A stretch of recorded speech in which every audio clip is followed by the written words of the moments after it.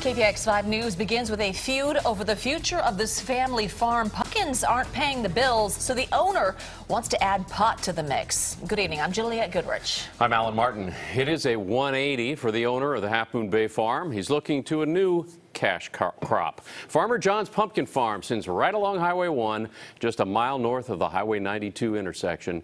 But not everybody's on board with his new business plan. KPIX 5's Len Ramirez live with the story. Len? Well, for generations, this has been a very family-friendly farm, growing everything from flowers to pumpkins. But a downturn in the local ag economy has forced this very prominent grower to consider growing pumpkins and pot.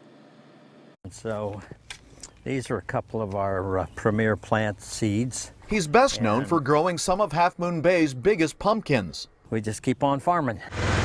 But now, farmer John Mueller wants to add marijuana to his struggling family farm. This plant might be a way to keep us in agriculture. Mueller wants to start marijuana seedlings inside these greenhouses that his father-in-law built in the 1960s to grow flowers. He and his wife Ida now use the greenhouses to grow arugula, onions, and other crops, which they sell at farmers markets. But profits are down, the greenhouses are slipping into disrepair, and health care costs for his aging in-laws, who still live on the property, are skyrocketing.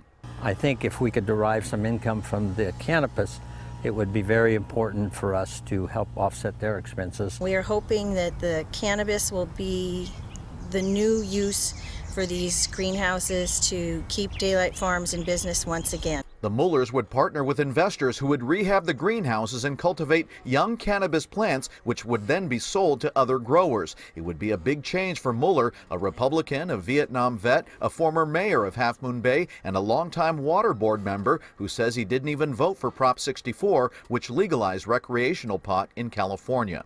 I don't want to be making more people smoke marijuana, but I have no control over that.